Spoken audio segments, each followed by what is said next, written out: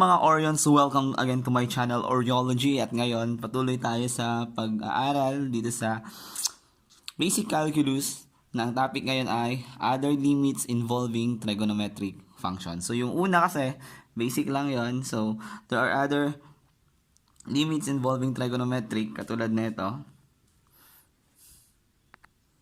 That is the limit of sine x over x where x approaches to 0 is equal to 1. So napaka-special tong mga to.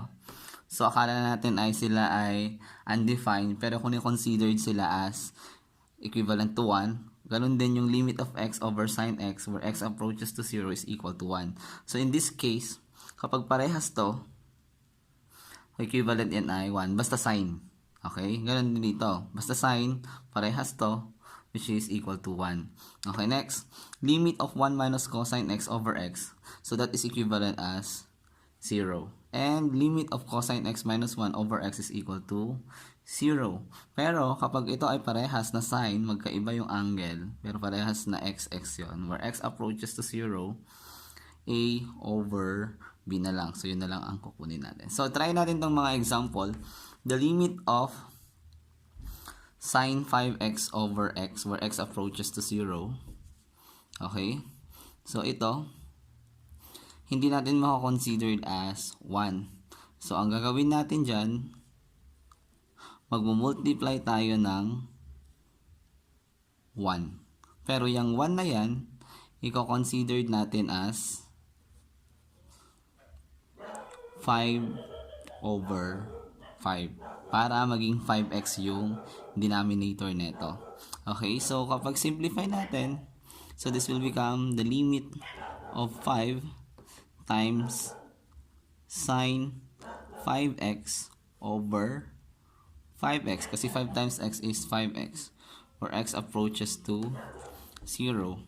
And then this is now considered as 1. Kasi parehas to, 5x din denominator. So we have now the limit of 5 times 1 where x approaches to 0. Since wala naman 0 dito, ay wala namang x dito, ang sagot natin ay 5 na lang. Okay, 5 times 1 is 5. Limit of a constant is constant. Next, number 2. Limit of sine cube 3x over x cube. So, diyan, ilabas muna natin yung cube. So, magiging the limit of sine 3x over x quantity cube. Ilabas lang muna natin. So that is power of a power. And then, kailangan natin magkaroon ng 3 dito sa denominator para ma-consider ito as 1. So, mangyayari, limit of sine 3x over x.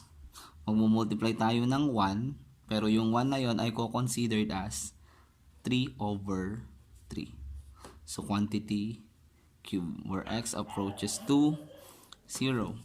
So, pag minultiply natin to, magkakaroon na tayo ng 3 times the sine 3x over 3x. Kasi 3 times x is 3x. Quantity cube where the limit is x approaches to 0. Okay, next. So this is now considered as 1. So we have now the limit of 3 times 1 cube where x approaches to 0. So sa madaling salita, kapag sinimplify natin to, that is now a 3 cube or 27. Okay, next. Number 3. The limit of 2x cotangent x over cosine x. So, simplify lang natin. Limit of 2 times x. Si cotangent, considered natin as cosine x over sine x. Tapos, may cosine pa tayo doon. Cosine x, where x approaches to 0. So, cancel si cosine.